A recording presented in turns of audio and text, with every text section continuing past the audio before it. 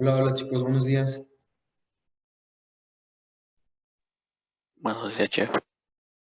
¿Cómo están? ¿Al 100 o qué? Bien, bien, usted. Perfecto, muy bien, gracias.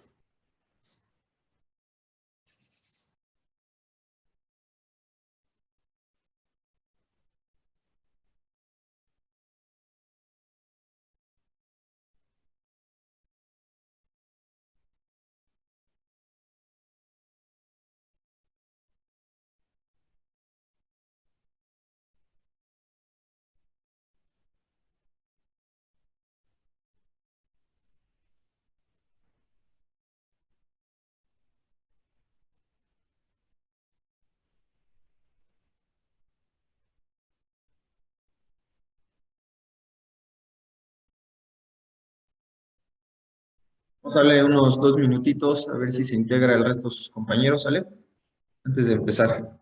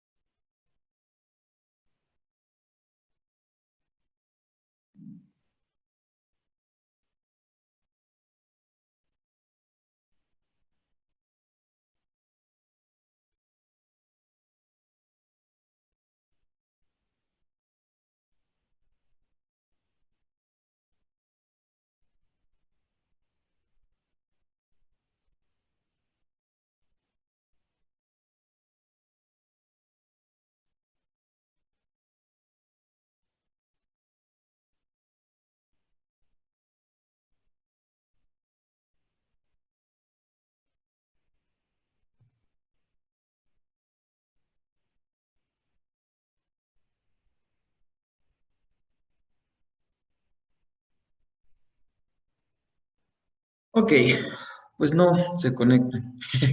Ya vamos a empezar entonces.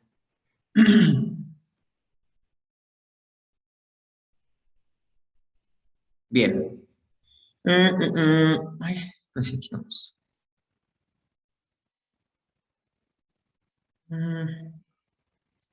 Sabemos que...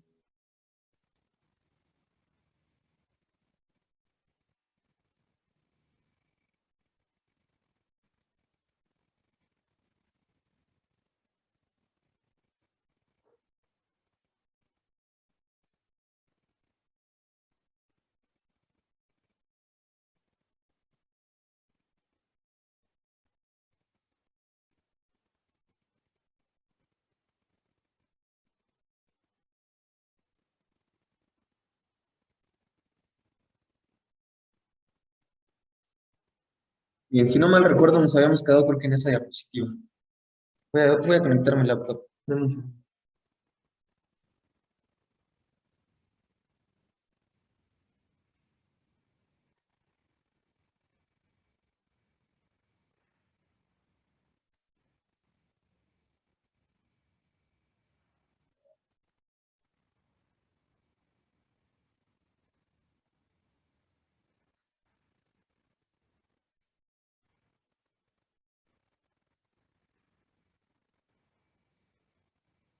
Muy bien. Como les decía, nos habíamos quedado en esta diapositiva que nos hablaba un poquito o es la terminación de la parte de los componentes de un plato. En este caso empezábamos, o bueno, les estaba comentando que tiene los 5 elementos. Estos 5 elementos son los que habíamos encontrado en esta parte, que son proteínas, guarniciones, de guarniciones de almidón, guarnición de verduras, salsas y decoraciones. Nos decía que de una manera como más clásica, por así decirlo, podríamos encontrar los 5 elementos dentro del plato. Hoy en día, pues, puede haber una cierta combinación o combinaciones más livianas de estos 5 elementos, o sea que no es necesario que tenga salsa forzosamente o que tenga guarnición de almidones forzosamente y que tras las tendencias, ahorita las guarniciones con respecto a las verduras son las que se están usando un poquito más. Entonces, bueno, así es como va a funcionar esta parte de los 5 elementos que componen al plato. Posterior a ello, vamos con esta parte que nos habla de la categoría del montaje de plato. Cuando hablamos de la categoría del montaje, vamos a encontrar que tenemos dos categorías distintas. La categoría número 1 es conocida como categoría tradicional. La categoría tradicional nos comenta que es la manera más sencilla de disponer los elementos en el plato, donde se exhibe la proteína como gran protagonista. El plato puede ser un reloj y los elementos se poseen según la posición de los números. Es decir, la proteína y salsa se acomodan a las 6, la guarnición a las 2 y a las 10 respectivamente, si es que se compone algún otro elemento.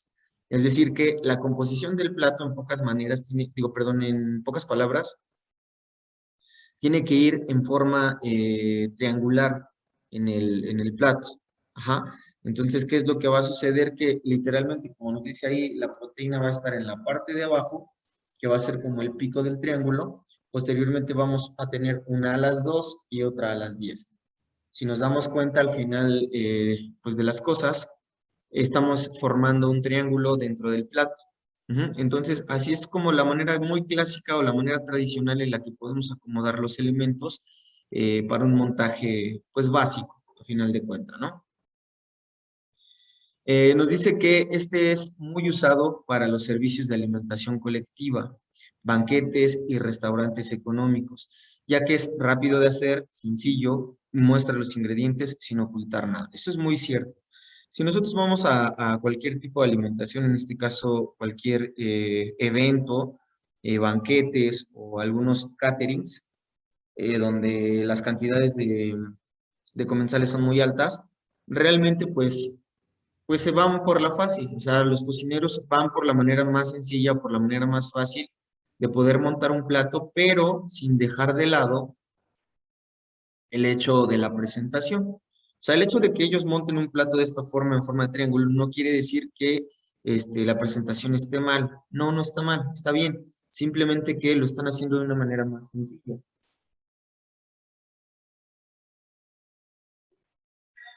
Muy bien. Entonces, ¿cuál es el objetivo principal de montar de esta forma? Pues es el mostrar los ingredientes, ajá, el mostrar cómo está elaborado y las características del alimento.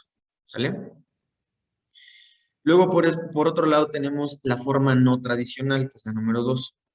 En la forma no tradicional, nos dice que es aquí cuando se rompen todos los esquemas y se olvida lo anterior. La posición de los componentes es libre, deja mucho a la creatividad y muestra el lado artístico de los cocineros, ¿sale? Entonces, simplemente se deja de lado la regla básica de las 10, las 2 y las 6, y a partir de ello se debe de tomar en cuenta mucho la posición de los componentes. Es decir, la posición puede ser libre, puede ser en una orilla, en un costado, puede ser al centro del plato, sobrecargado a uno de los lados, con qué altura, con qué combinación de colores, etcétera. Es como la forma libre de hacer las cosas.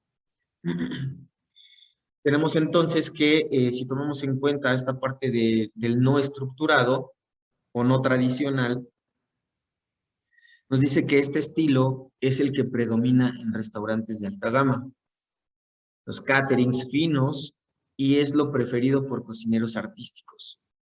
Aunque claramente para ordenar esto, lo no tradicional se divide en dos subcategorías. Primero tenemos la categoría enfocada a lo estructurado, donde nos dice que los elementos del plato se unen y forman una especie de estructura, donde normalmente la guarnición va a ser base. Sobre esta, la proteína, sobre esta proteína, decoración encima y rodeado por salsa. Lo bueno es que se permite jugar mucho con la altura y la habilidad arquitectónica del chef. ¿Sale? Entonces, a ver, retomamos esta parte. Nos dice entonces que los elementos del plato se unen de forma en una especie estructurada, donde normalmente la guarnición se coloca de base, sobre esta la proteína y la decoración encima rodeado por la salsa. ¿Sale? Por ejemplo, aquí tenemos un claro ejemplo, una imagen de cómo puede funcionar en este caso un montaje no tradicional, pero estructurado. Es decir, tenemos una cama, puede ser de cuscús, o puede ser de arroz, tenemos unos camarones y tenemos por ahí un atún sellado, ¿no? Que a final de cuentas es la proteína que está sobre la guarnición y por encima la decoración rodeado de la salsa. Ujú. Entonces, esto es un montaje estructurado. Posteriormente tenemos un montaje disperso. Nos dice que aquí se derrumba el edificio y los elementos se distribuyen por todo el plato. Normalmente el ítem principal va al centro y es rodeado por las guarniciones y las salsas. Aquí la altura no entra mucho, pero lo bueno es que los elementos se lucen y las técnicas quedan a la vista.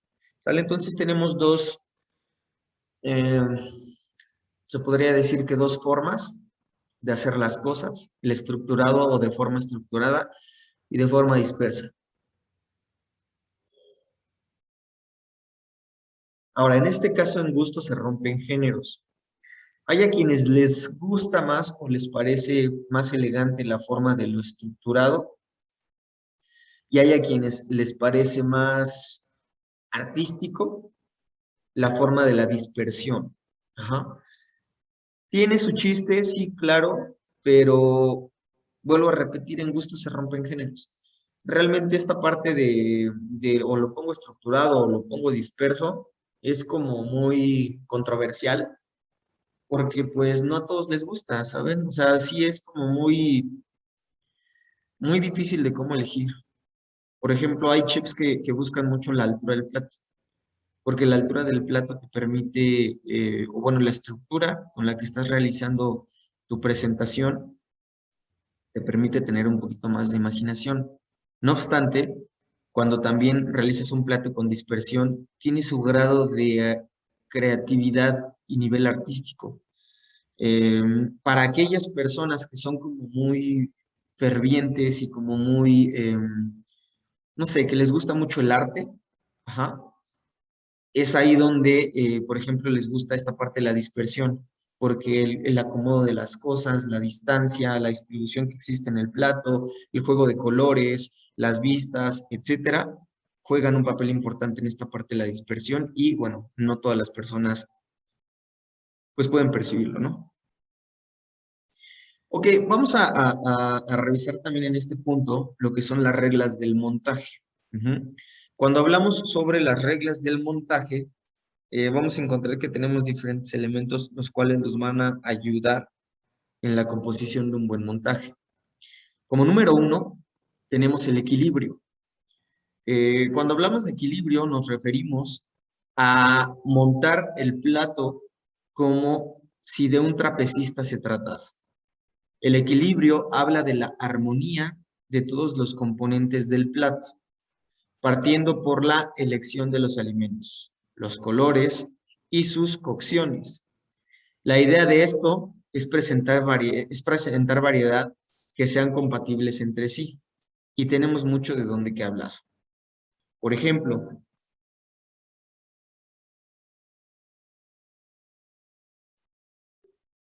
empezamos por el punto de vista de los alimentos. Tenemos que un plato debe tener variedad de productos atractivos y nutritivos. Y es importante destacarlos bien.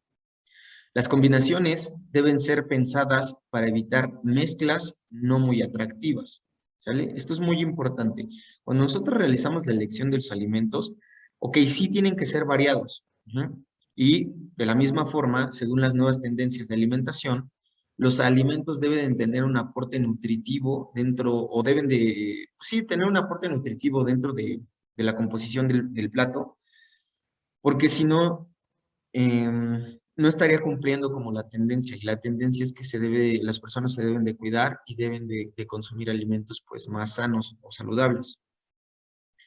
¿Sale? Entonces, una vez generadas estas combinaciones, deben ser pensadas para evitar mezclas no muy atractivas, es decir, no todo o no todos los elementos pueden combinar solo porque combinan en el color, ajá, o porque se ven bonitos en el plato. Lo ideal aquí es que primero me fijo en el sabor, primero me fijo que mi alimento es bueno, mi comida es buena, a partir de ello encuentro las decoraciones o los alimentos que van a formar parte del plato y que todo pueda funcionar en boca. Luego tenemos otro punto importante que es el color. Cuando hablamos del color, nos dice que los colores en un plato abren mucho el apetito y es un gran atractivo. En gastronomía se privilegian los tonos brillantes, naturales y los colores tierra. La idea es elegir una variedad que permita armonía a la vista, pero más aún presentar el color presentar el color como se debe. Si un brócoli es verde, debe ser presentado verde y no un verde musgo, sino de que está, signo de que está muy cocido. Es decir que en esta parte del color también juega un papel muy importante, todo lo referente a los métodos de cocción y las cocciones perfectas o casi perfectas de los alimentos. Como nos dice aquí, si tú vas a presentar elementos verdes dentro de tu plato, debes de poder realizar choques térmicos de manera rápida. Ajá. Por ejemplo, nada más un blanqueado o, por ejemplo, solo como tal, un choque térmico de los alimentos. Estamos hablando a lo mejor del brócoli, de los espárragos, de las mismas espinacas, no sé. Todos esos elementos, recordemos que existen temperaturas y tiempos específicos para la cocción de los alimentos que nos van a permitir que el color se mantenga o se reavive. Ajá, que nos brinde un color todavía más bello, más interesante para el plato y obviamente que la estructura sea buena. Entonces, el color va a jugar un papel primordial para, número uno, para abrir el apetito y número dos, pues para que de verdad luzca el plato. Lo que les mencionaba justo hace un momento, la importancia de los métodos de cocción. ¿Sale? Entonces, tenemos que el plato debe tener técnicas que demuestren el profesionalismo y la creatividad del chef o del cocinero. Ya sabemos que todo alimento admite cualquier método de cocción, como hervido, salteado, frito o asado. Lo importante es que el platillo tenga variedad, por ejemplo, servir carne asada con verduras al vapor o un pescado pochado con papas fritas y, perdón, verduras salteadas, etcétera. Debemos evitar que en un plato todo sea frito o que todo sea asado o todo sea hervido, salvo el caso del régimen de dieta. ¿Vale? Entonces, independientemente que las cocciones se tienen que hacer de manera correcta, lo ideal es que las cocciones, o debe de haber una variedad en las cocciones del plato. Recordemos que las estructuras o las texturas de los alimentos que nosotros vamos a realizar debe de tener un contraste, pues, por completo en el plato. O sea, debe de contrastar por completo en el plato para que nosotros podamos disfrutar de un alimento mejor servido, o de mejores características del alimento.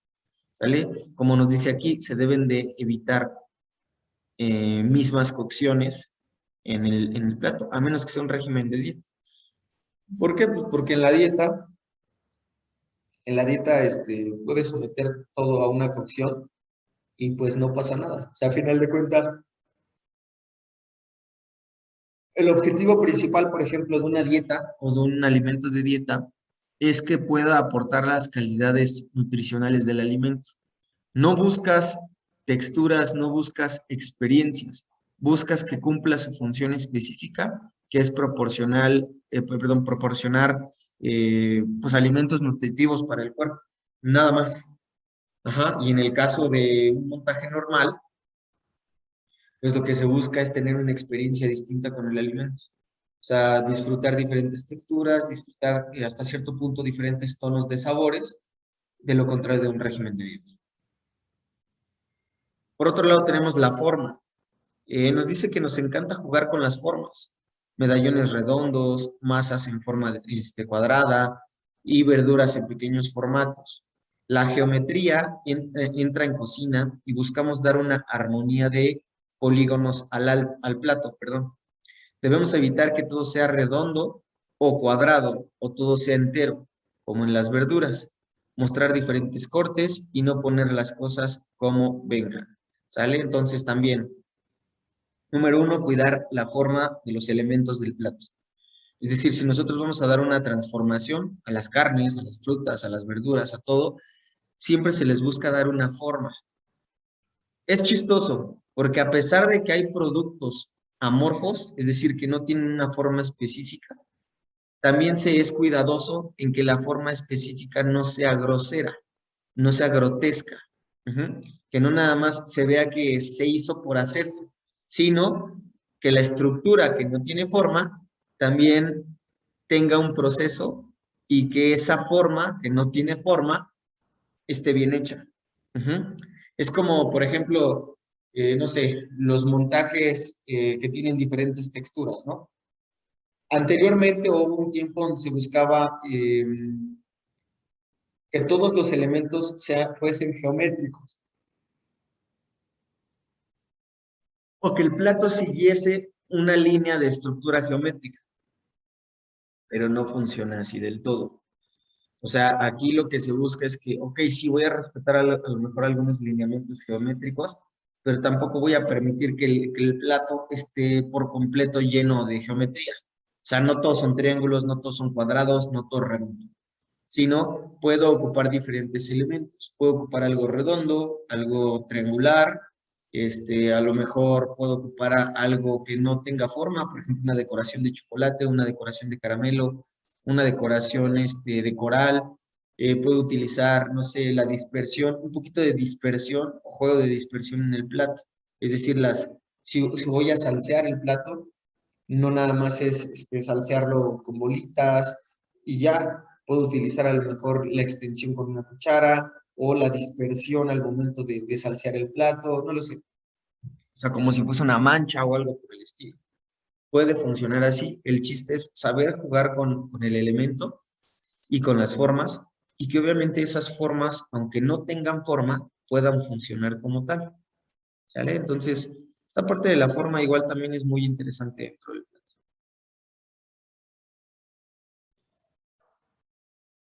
Por otro lado, tenemos las texturas, donde tenemos que una palabra muy de moda que nos permite seguir con el ingenio en el plato, donde debe haber diferentes texturas que nos darán placer al paladar. Debemos encontrar suavidad, crocantes, humedad. Todo alimento permite que les demos diferentes texturas partiendo de qué método de cocción o técnica le demos.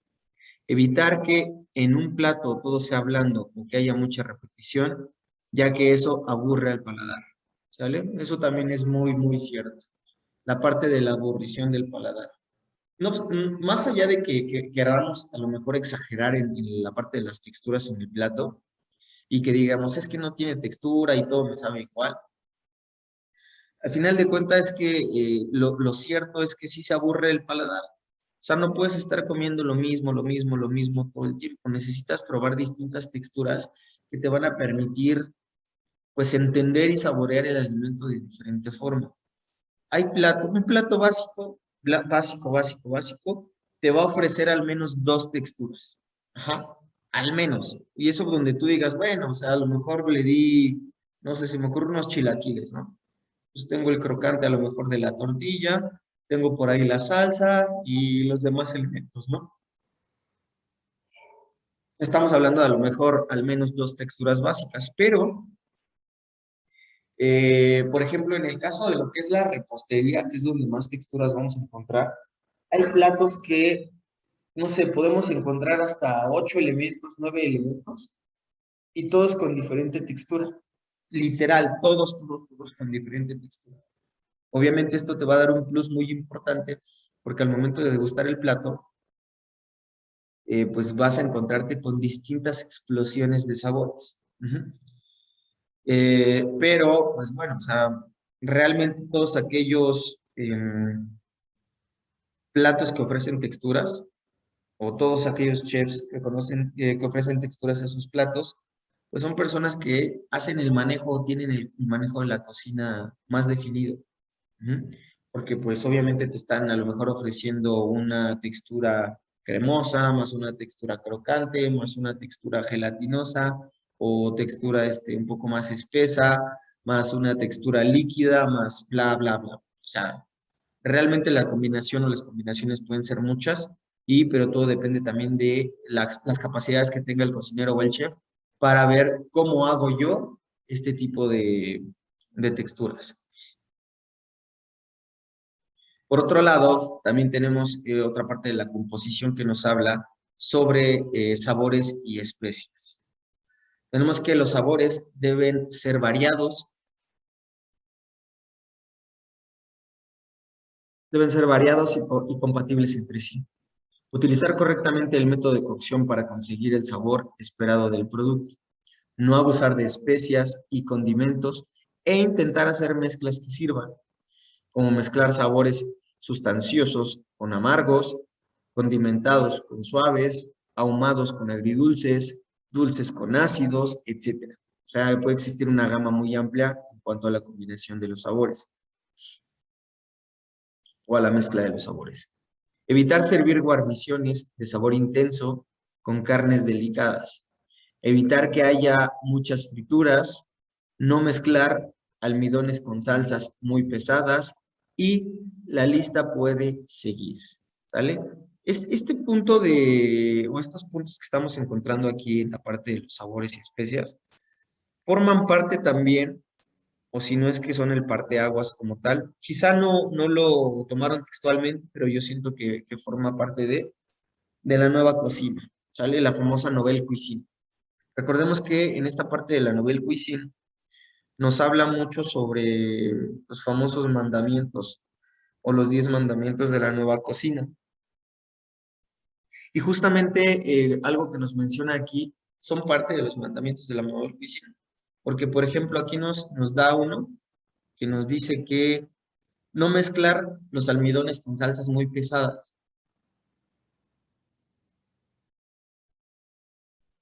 Uno de los mandamientos de la Nouvelle Cuisine, literal, te dice que hay que evitar o se tienen que evitar las salsas pesadas o elaboradas. ¿Sale? ¿Por qué? Porque son salsas que a final de cuentas van a impedir que tú sigas disfrutando como de la comida o del plato, dado que son salsas muy elaboradas, muy especiadas o pigmentadas. Entonces la salsa puedes, ya la salsa vendría así como el protagonista o la estrella del plato, cuando en realidad no tiene que funcionar así. O sea, en realidad tiene que funcionar como un acompañante, ¿sale? Entonces esta parte de los sabores y las especias es algo que se debe tener también bien definido, porque, vuelvo a repetir, o sea, las mezclas de estas tienen que llevar como un orden o al menos debemos conocer qué es lo que se tiene que hacer y qué es lo que no se tiene que hacer. Número 2, como tal, bueno, en el 1, recordemos, encontramos la parte del equilibrio. En el número 2 vamos a encontrar la unidad. Cuando nosotros hablamos de unidad, nos dice que es cuando los elementos de un plato se unen para formar una estructura. A esto se le llama o se le conoce como unidad. En el fondo, se trata de dejar los componentes sin estorbarse para mostrar la elegancia de lo simple, es decir, la cohesión de los puntos o de los elementos. Tenemos también que la idea es la idea de mostrar la menor cantidad de áreas de atención y restar los espacios en blanco. ¿Qué son los espacios en blanco? Perdón, ¿qué son los espacios vacíos del plato? Es decir, los espacios en blanco es esto, los espacios vacíos del plato. Por ejemplo, nos dice que el plato presenta estructura y los elementos parecieran que fuera solo uno. La salsa va por alrededor, pero encierra sin presionar. Es decir, que no tiene como un conjunto. O sea, independientemente de que tú pongas la estructura del alimento al centro y alrededor salses, no quiere decir que esto va a tener unidad, porque puede ser que los colores no estén bien, puede ser que las texturas no sean correctas, simplemente no funciona. A la vista no funciona. Debe de tener como ciertas características. Luego,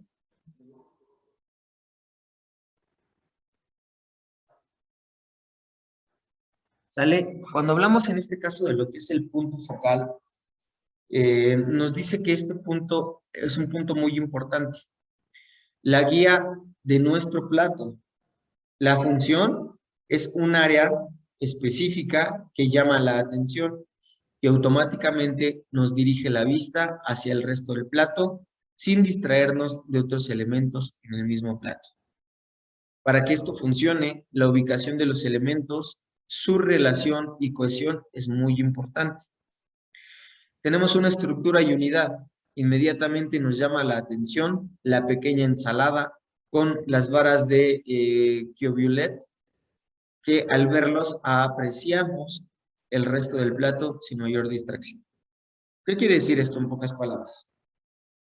El punto focal va a ser un punto específico en el plato que tú estás montando, donde vas a colocar ciertos elementos, los cuales van a hacer como, o va a ser lo que va a llamar la atención del plato. Es decir, cuando nosotros tenemos el proceso de la vista sobre algo, hablemos de lo que sea, principalmente de la comida. Cuando nosotros volteamos la vista o tenemos el plato al frente y decimos, se ve padre, estamos viendo el plato, pero cuando lo vemos hay un punto específico en el cual nuestra vista siempre se centra. Regularmente, cuando hablamos de un plato, hablamos de que no necesariamente tiene que ser el centro, sino este proceso de observación nos dice que las personas, al momento de estar observando el plato, van a mirar del centro ligeramente hacia arriba. Es decir, que es ahí, en ese punto, donde tengo que poner mis elementos que más llaman la atención. Ajá, obviamente que combinen y todo, pero ahí es donde debe estar el elemento que más llama la atención. Porque si no, de otra forma, si nosotros no seguimos como esta regla, sí vamos a ver el plato, lo vamos a analizar, lo vamos a percibir, pero hasta ahí. O sea, no va a ser como ese amor a primera vista, sino aquí va a funcionar pues de diferente forma. Sin en cambio, si nosotros le damos la importancia necesaria al punto focal, si nosotros le decimos, ok, pues en este punto es donde yo voy a enfatizarme un poco, donde a lo mejor voy a jugar con mejores colores, con mejores formas, es ahí donde justamente vamos a tener un éxito, ¿no? Por ejemplo, nos dice aquí que tenemos estructura y unidad. Inmediatamente nos llama la atención la pequeña ensalada con las variantes, bueno, que ya se mencionaron, y sin mayores distracciones. Ok, tenemos otro punto importante, que se le denomina flujo, ¿sale? En el caso del flujo, nos dice que es una propiedad, o esta propiedad es una mezcla de equilibrio, unidad y punto focal. Cuando estos tres elementos son bien utilizados, damos al plato una sensación de vida, como si estuviera en movimiento. Todo fluye en dirección para apreciar la totalidad. Dentro de esto encontramos dos tipos de flujo, ¿sale? Tenemos, ay Dios, ¿qué hice? Ok, tenemos el balance simétrico. Ujú. Nos dice que la simetría es la igualdad de ambas caras. Esto se refiere a que el flujo sigue una misma dirección. Es como si en el plato trazamos una línea imaginaria y vemos que en la separación ambos lados son iguales. No perfectamente, pero son iguales. Un ejemplo de este plato es que gozamos de unidad, equilibrio de colores y cocciones. Y el punto focal, que son las hierbas frescas, inmediatamente apreciamos el plato y a pesar que la imagen solo es estadística, bueno, perdón, solo es estática, sentimos un movimiento que nos permite invitar al placer y degustar el plato. Es decir, es la descripción del plato que tenemos aquí abajo, que obviamente nos invita y nos dice que debemos probar.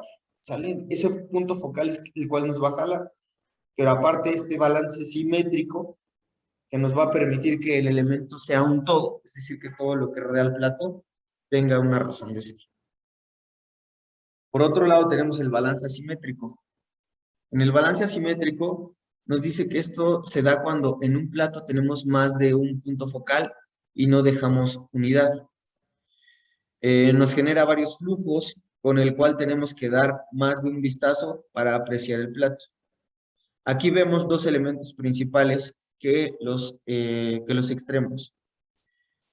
Nos genera dos puntos focales y cada uno posee su unión, pero no hay una unidad en un solo plato, por si tenemos equilibrio en todo, pero sí tenemos equilibrio en todo sentido, ¿vale? Es decir que justamente en este balance asimétrico vamos a tener platos que no tienen unidad como tal, ¿sale? O sea, sí se van a ver los elementos en el plato, pero no van a tener unidad.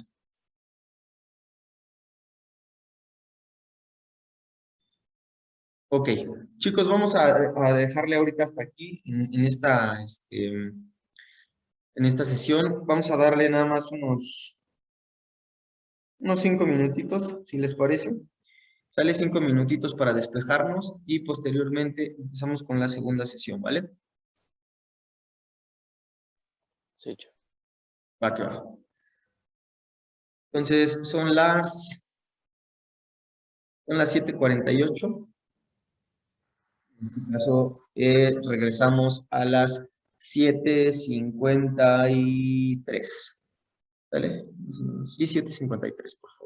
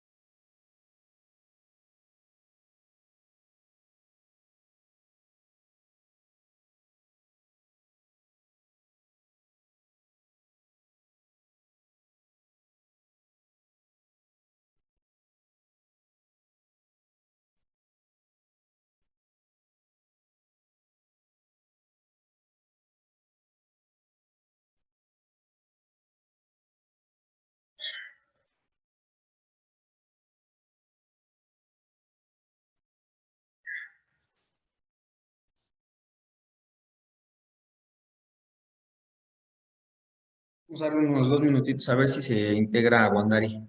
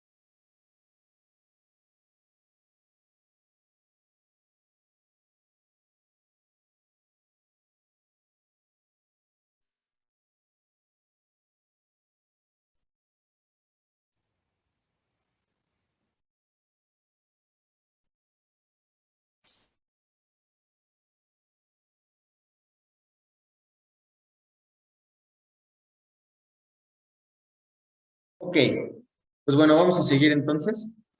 Vamos a seguir hablando en este caso de la altura. ¿Sale? Cuando hablamos de la altura de un plato o de un montaje, nos dice que he aquí el capricho que se transformó en norma de montaje. Mientras más alto el plato, más cerca de Dios, dicen los chefs. ¿Sale? Es una forma de decir las cosas en cuanto al montaje. Sencillamente, este concepto trata de cuán alto es nuestra presentación. Da lo mismo si es baja o alta, pero también habla de que tengamos varios relieves y formas que otorguen movimiento al plato. Cuando tenemos varias alturas en un orden que la más alta sirva de punto focal, lograremos un flujo y podemos ver algunos ejemplos. Ok. Tenemos aquí, se podría haber buscado el plato más alto jamás montado, pero no se trata en esnovismos. Ajá. No se trata de hacer esnovismos. La idea de dar mayores alturas es para apreciar más el lado arquitectónico de la preparación, pero debemos hacer una estructura sólida, nada caprichosa, ya que es típico que montamos una maravilla y al cliente le llega derrumbado. Sí. Entonces, ¿cuál es el punto de esto? A final de cuentas nos dice que la altura surge como un capricho de quererse ver alto. Ajá. Pero con el paso del tiempo se dan cuenta que en realidad debe estar estructurado. Ujú. Debe tener una buena estructura, la altura, un toque arquitectónico. ¿Qué quiere decir esto?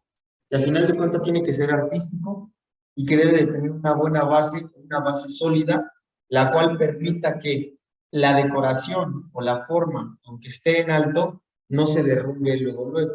¿Sale? No con cualquier movimiento se pueda caer. Aquí lo importante es saber que estoy haciendo un plato alto y que es necesario, en este caso, asegurarlo para que pues, no se vaya a derrumbar a pesar del movimiento. ¿Sale? Entonces, esa es esta parte de la altura. Pero al mismo tiempo tenemos un alter ego, un plato de baja altura. Pero si hablamos de esto, no significa que el montaje sea plano, sino que pongamos diferentes elementos que le den relieves y sean atractivos.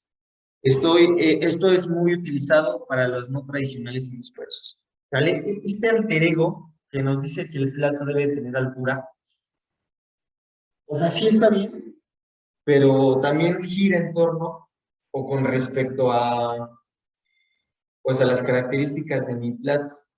Es decir, en ese plato, por ejemplo, tengo carnes frías, las cuales pues no me van a permitir jugar mucho, porque si no, de otra forma, también estaría manipulando además estos productos que son muy sensibles. Lo ideal es que estos productos literal se acomodan de una, ¿vale? O sea, literalmente nada más se les acomoda y todo el rollo y listo, hasta ahí. Pero si se les quiere dar otras formas, empieza mucho la manipulación de los mismos, y pues bueno, ya no es correcto, ¿sale? Lo único que se buscan en este tipo de platos como tal son relieves, como nos dice aquí. Recordemos que el relieve únicamente es una ligera protuberación, ajá, que tienen los elementos sobre el plato, que le van a dar una altura significativa o una altura mínima, lo cual te va a permitir distinguir los elementos de mejor forma.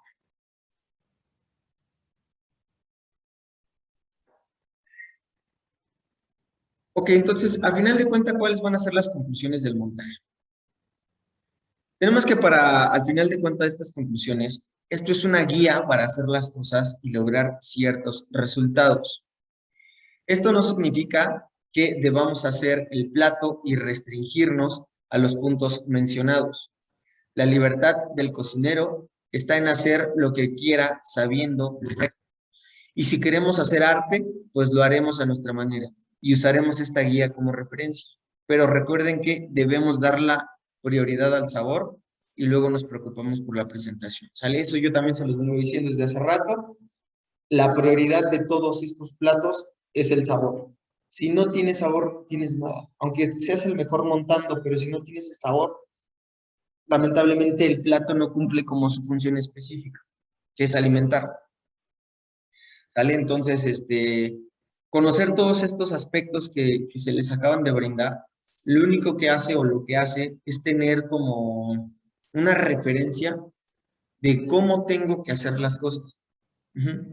Y obviamente esta referencia te va a permitir jugar con distintos elementos, con distintas posiciones, etcétera, y pues no sé, podemos obtener un resultado pues muy satisfactorio.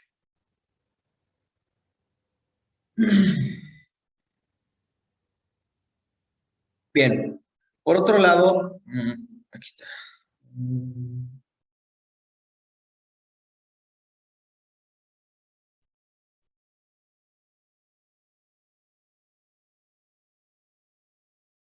Ok, bueno, vamos aquí.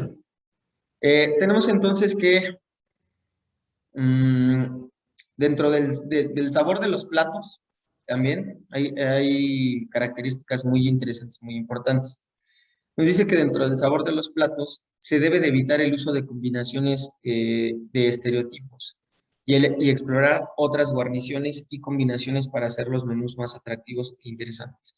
¿Vale? Entonces, en esta parte del sabor, es importante que entendamos que el hecho de que nosotros podamos mezclar X cantidad de sabores, eh, no todos los sabores pueden funcionar en sí.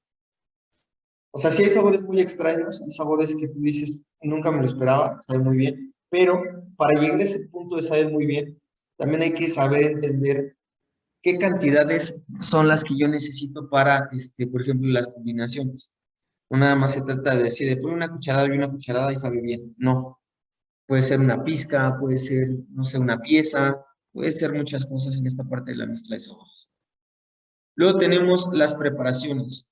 En el caso de las preparaciones, nos dice que no deben incluirse dos alimentos preparados en la misma forma en una cocina. Pueden crearse variedad sirviendo alimentos fríos, marinados a la parrilla o a la plancha, guisados al horno, a la mantequilla, a la crema, en una variedad de salsas. ¿Vale? Entonces, estas preparaciones también tienen ahí como su punto de vista interesante.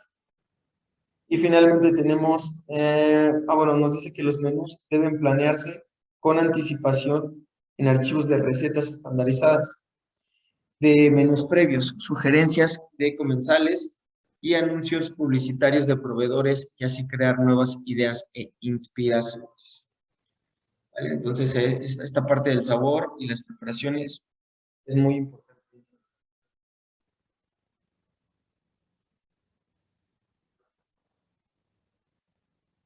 Bien. Entonces, a ver, ¿cuáles son los pasos en la planeación de un menú? Ujú. Entonces, tomemos en cuenta que pues el menú pues, es algo muy importante, ¿no? O sea, a final de cuentas, a ver, permíteme un tantito.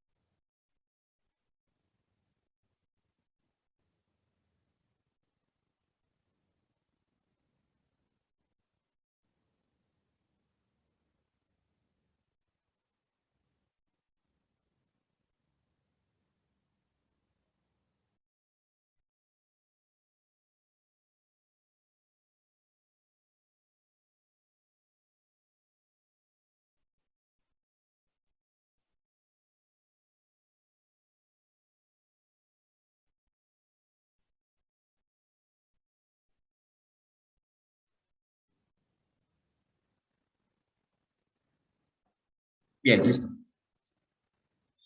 Ok, entonces estábamos en este punto de pasos en la planeación de los menús. Tenemos que, bueno, para los pasos en la planeación, vamos a hablar, por ejemplo, de cómo se compone. En este caso, cuando hablamos de un platillo principal, nos dice que se deben de planear o se planee las carnes y otros platillos principales para el periodo o ciclo completo. Si se ofrecen opciones, la selección debe incluir por lo menos un platillo vegetariano. Dependiendo del tipo de servicio, puede ofrecerse menos platillos principales para la cena que para la comida. Después tenemos a los sándwiches. perdón, las sopas y sándwiches.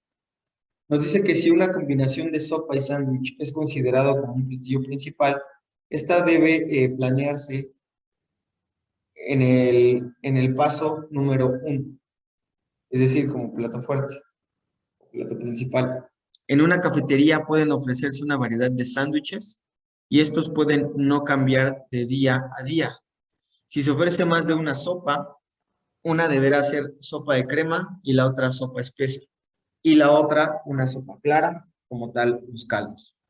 ¿Sale? Entonces hay que tomar en cuenta que independientemente que hay distintos, o estamos hablando, perdón, de sopas, también tenemos que jugar con este punto de qué tipo de sopa es la que estoy yo ofreciendo. Ajá.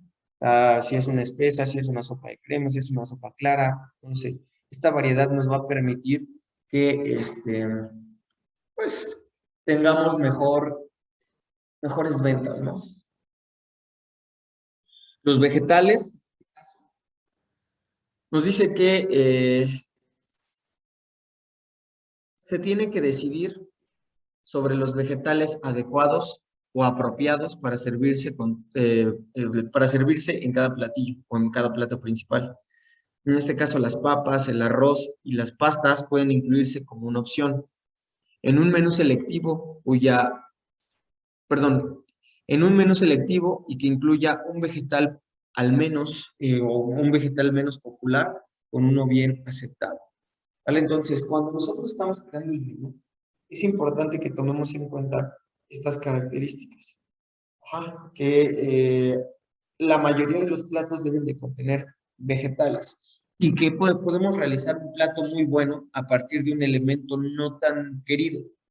Pero obviamente eso conlleva un poco más de trabajo, pero de que se puede separar. Las ensaladas, en este caso, me dice que se deben Se deben seleccionar ensaladas que sean compatibles con los platos principales y los vegetales. En un menú selectivo, incluya una ensalada verde más una ensalada de fruta o de verduras cocidas, o bien la gelatina para completar el número deseado. Como número 5, tenemos los postres. En el caso de los postres, nos dice que si no se ofrece una gran variedad a elegir, se debe planear un postre ligero para un platillo menos llenador. Para un menú selectivo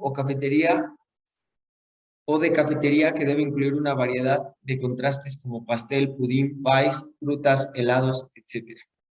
¿Sale? Entonces, eso es muy importante que podamos contar con estas características en los postres. ¿Sale? Permítanme.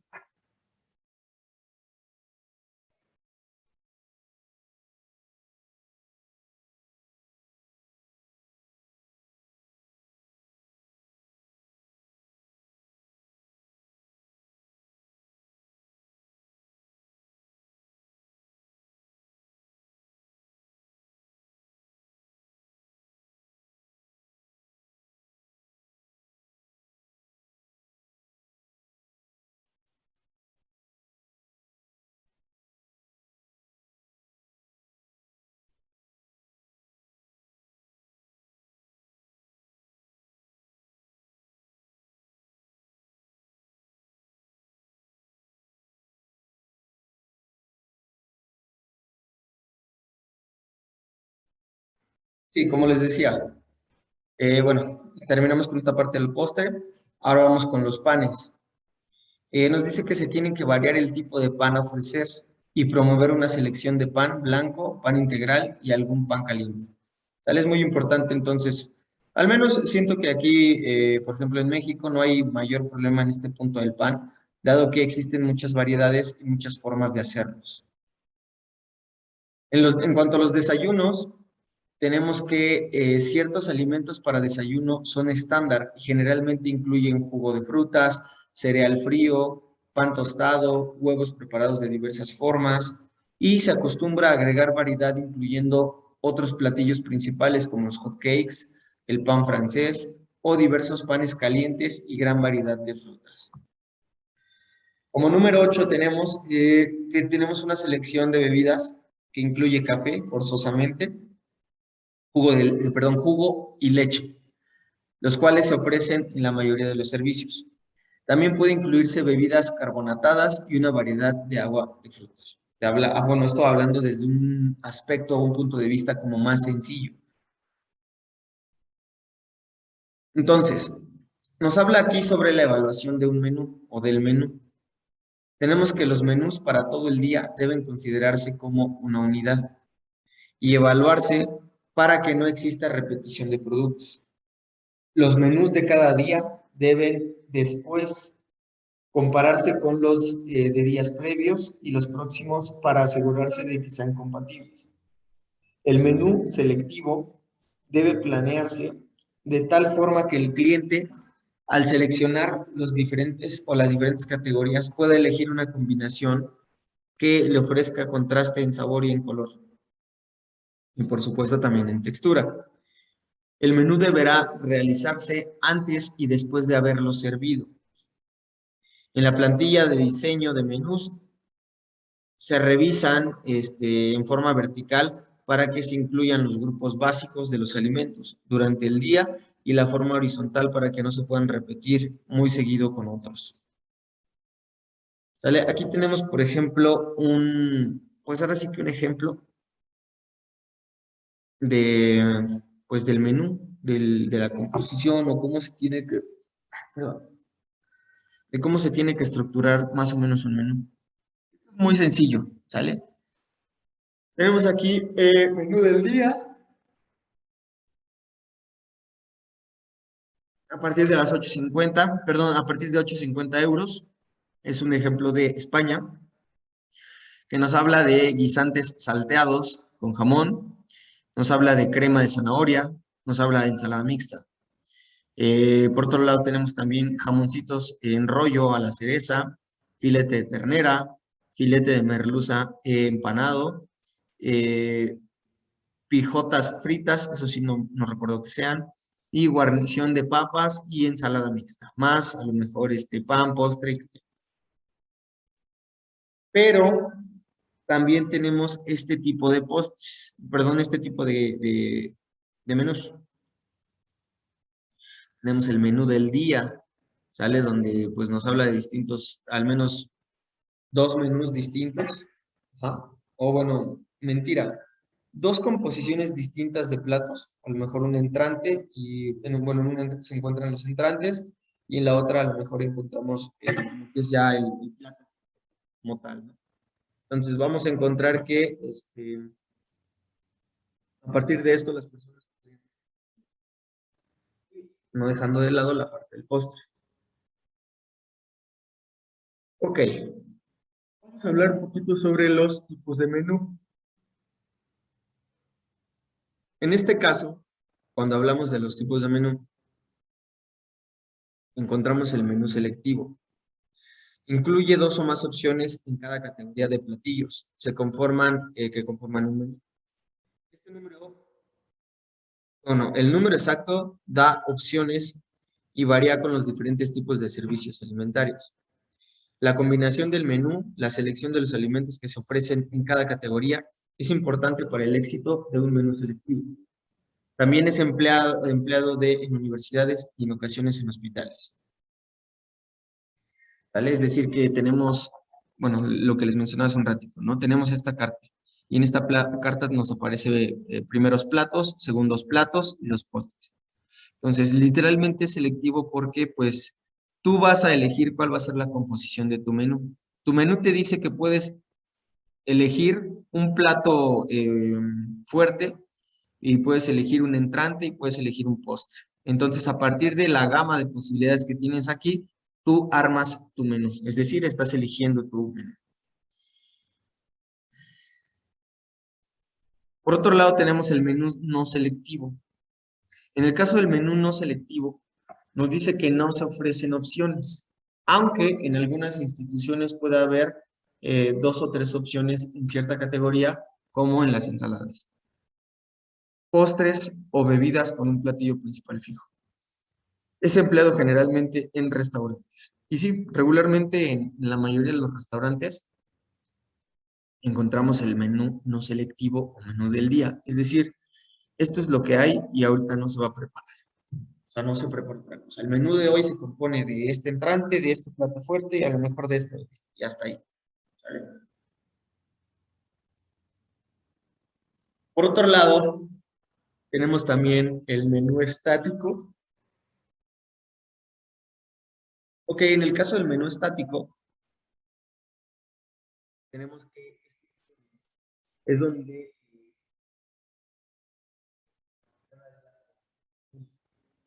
es común en restaurantes, servicios, donde la clientela cambia diariamente, donde suficientes platillos componen el menú para ofrecer una variedad o variedad. Puede introducirse cierta flexibilidad ofreciendo especiales en cada día o cambiando uno o dos platillos.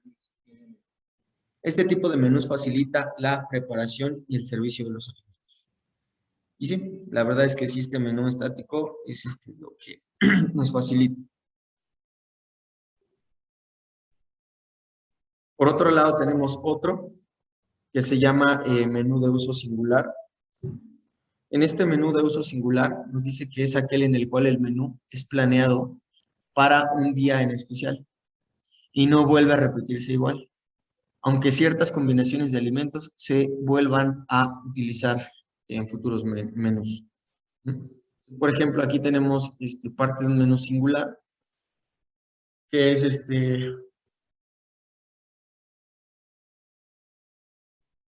perdón, que es que hace referencia a lo que es el Día de las Madres.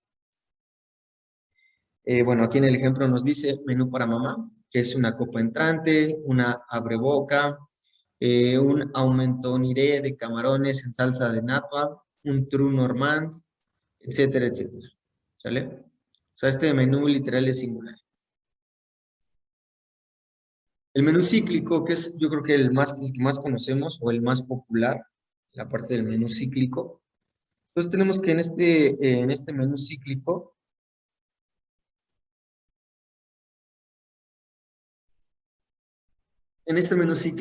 nos dice que es un set o una agrupación de menús cuidadosamente planeados que se rota a intervalos definidos, partiendo de una extensión del tipo de servicio. En hospitales generalmente ofrecen un ciclo ligeramente más largo que en la estancia promedio del paciente. ¿Vale? Entonces, estos menús pueden cambiar desde día por día, desde semana por semana, desde quincena, desde, no lo sé, meses, años. O sea, puede existir un cambio constante en este tipo de menús.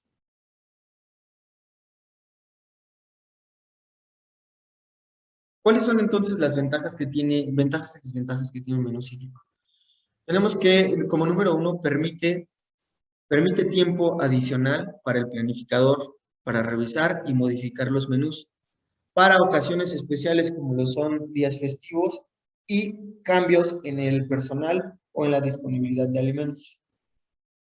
La repetición del menú facilita el proceso de preparación estandarizada y el uso eficiente del equipo.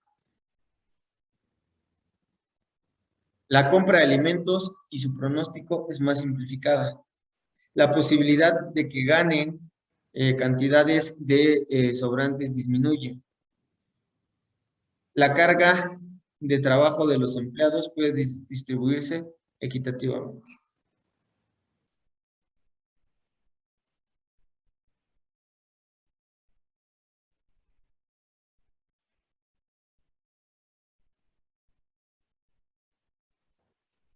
Por otro lado, tenemos que también el tiempo de supervisión y de preparación de alimentos es mayor permitiendo mejorarlos basándose en su aceptabilidad.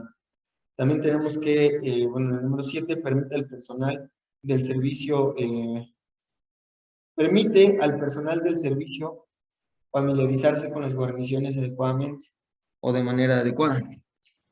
Que de servirse en ciertos platillos, incluso el uso correcto de la vajilla y de cristalería al servir los alimentos.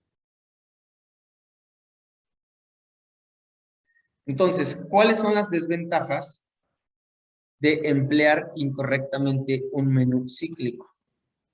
Vean, ¿cuáles van a ser esas ventajas? Pues bien, nos dice que puede volverse monótono o bien podría no incluir alimentos preferidos con la frecuencia necesaria o incluir alimentos de poca popularidad, con ensalada, frecuencia o bien por excluir alimentos de temporada. Un menú cíclico deberá ser lo suficientemente flexible para manejar urgencias y utilizar sobrantes, emergencias e utilizar sobrantes y acomodar productos de ideas nuevas.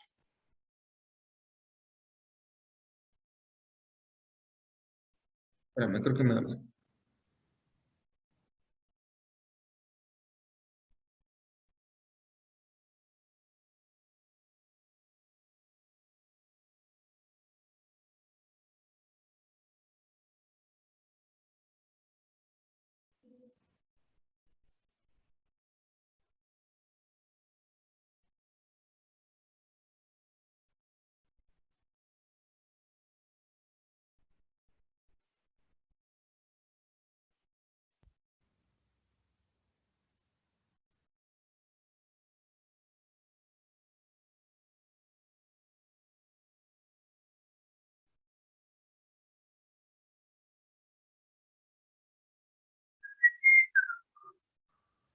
Bien.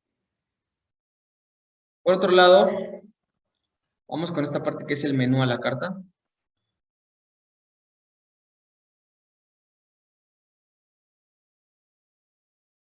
Ok, el menú a la carta, o en el menú a la carta nos dice que los platillos o alimentos tienen su propio precio por separado, lo cual permite al comenzar seleccionar únicamente los que deseen. ¿Vale? Entonces hay quienes únicamente van por un plato, no todo el mundo, o no casi siempre, las personas van por un menú completo. A lo mejor hay personas que dicen, ¿sabes qué? Yo lo que quiero nada más es un plato fuerte o que tenga proteína, ¿no? O yo quiero, ¿sabes qué? Nada más algo más ligero y ya está. Entonces, este punto de a la carta es lo que nos permite. Menú a la mesa. Nos dice que se ofrece una comida completamente a un precio fijo, que generalmente tiene la opción de cambiar algunos alimentos. Ok, el famosísimo menú del día. Nos dice que debe planearse y redactarse diariamente cuando una buena forma de emplear sabores y productos es en oferta. La planeación de menús se deberán contemplar algunos algunos fines de semana o días especiales. Tal vez resulte mejor planearlo por temporadas, por lo que también resulta conveniente tener una lista de sustitutos en la cual diversas categorías de los platillos de semejantes precios por si surge alguna emergencia. Otros aspectos a considerar en la planeación de menús son el tipo de ocasión, tiempo de comida, números de personas en el cual aquí va dirigido y tal tradicional regla gastronómico que indica que si comienzas tu consumo con platillos fríos, la terminarás con alimentos calientes y viceversa. ¿Vale? Entonces, de esa forma es como más o menos funciona la parte del menú del día.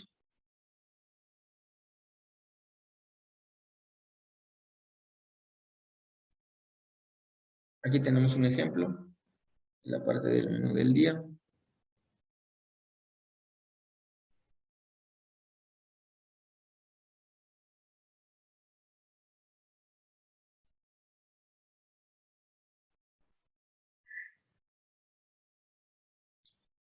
Bien. Con respecto a la redacción,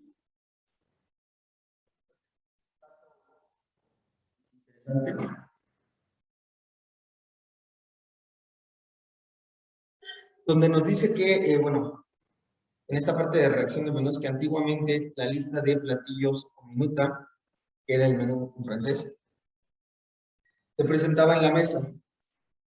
Consistía de solo 2 entradas, cada una de las cuales consideraba entre 10 y 40 platillos. Ajá. En la primera colocándose antes de que entraran los comensales de allí, la palabra entre y se retiraba y reemplazaba por otros 40 platillos. De ahí la palabra releves o removes, como cambio de plato durante la comida. El menú puede compararse con un empuje con un puente que une al establecimiento con el cliente y determina la parte del volumen de los mismos alimentos. Sea cual sea el menú, los platos deberán disponerse en el orden y que sirvan, perdón. Los sándwiches se pueden generalmente en estas listas separadas. La especialidad del día y del chef se anuncia generalmente por tiempo, por término, y a veces se utiliza un tipo de letras más grandes para poder moverlo. Algunos restaurantes utilizan la tarjeta sujeta en la que figuran las especialidades y sugerencias del chef, siempre y cuando esté colocada en una manera que no tape el resto del menú. Ciertos menús están impresos con un espacio en blanco donde se le inserta la tarjeta, salvo las especialidades del día. No es de buen gusto colocar primero los platillos por debajo los platillos por debajo.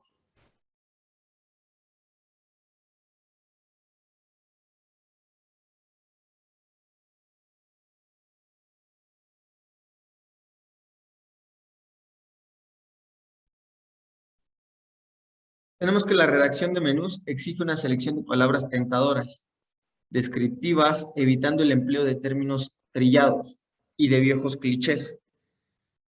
Trate de encontrar sinónimos o nuevas palabras para el maridaje. Deliciosos, tiernos, exquisitos, etc. Llame la atención al cliente recurriendo al uso de diferentes colores, sabores, bordes, adornos, letras en negro y cualquier mejor ubicación posible. Un establecimiento gastronómico, todo el mundo lee el menú antes de pedir la comida. Gracias a esto, el menú constituye un excelente medio de publicitario. Por lo tanto, conviene imprimir el nombre, la dirección, los teléfonos, el restaurante o sucursales.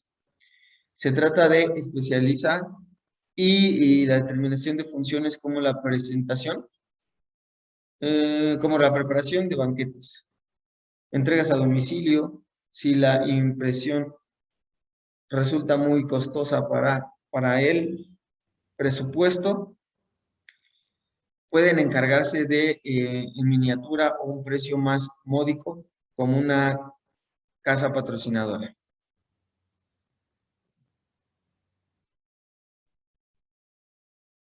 El menú debe planearse de tal manera que ofrece sustitutos razonables, productos de aproximadamente el mismo costo, tomando en consideración las preferencias de la clientela, ofreciendo 2 o 3 verduras preparadas de distinta forma. Voy a cambiar rápido mi silla porque me resbalo mucho en esta silla.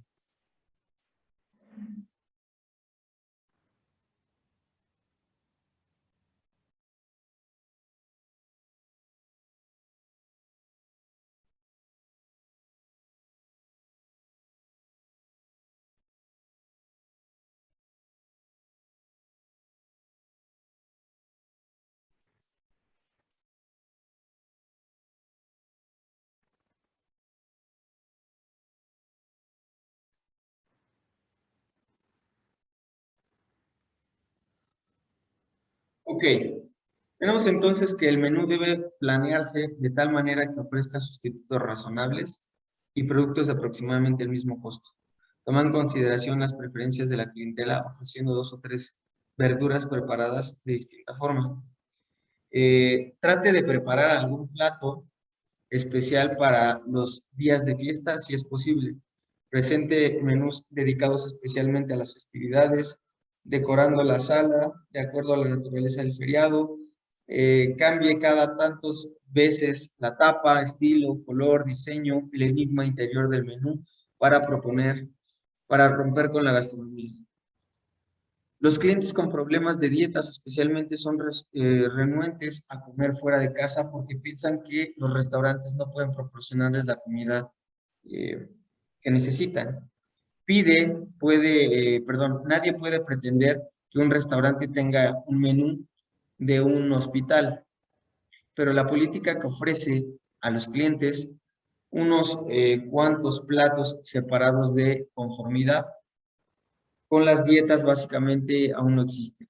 Por ejemplo, tener latas con alimentos sin sal debajo de poder calórico. Hoy en día, los modernos planificadores limitan el número de platos principales o entradas del menú, que varía de 7 a 10. Para que aumente la rotación,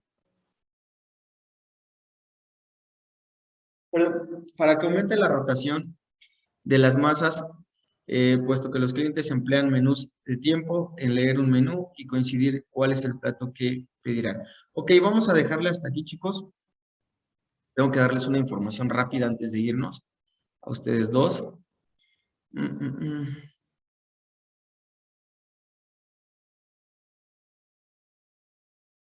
Bien, la información rápida.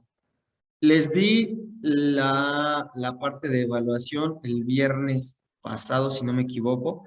De todos modos, pues bueno, se los recuerdo.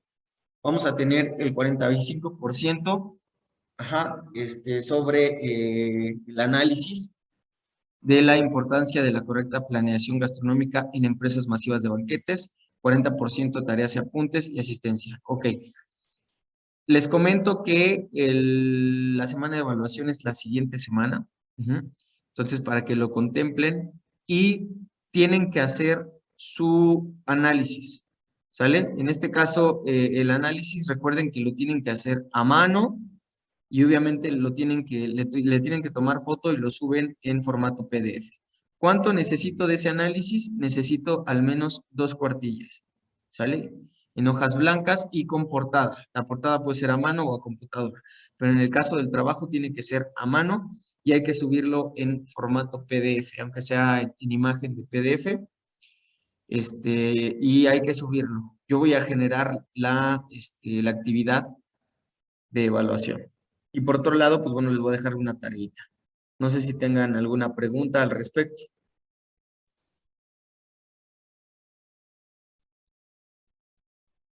No, chicos, ninguna pregunta, ¿todo bien? Nacho. Perfecto. Bueno, eso sería todo por el día de hoy y nos vemos la siguiente semana por aquí. ¿Sale? De todos modos, empiecen a trabajar ya su análisis para que lo puedan entregar al siguiente viernes. Me lo entregan el siguiente viernes. ¿Sale? Entonces, que tengan buen día, chicos. Bye, bye. Gracias, igualmente, buen día. Buen día.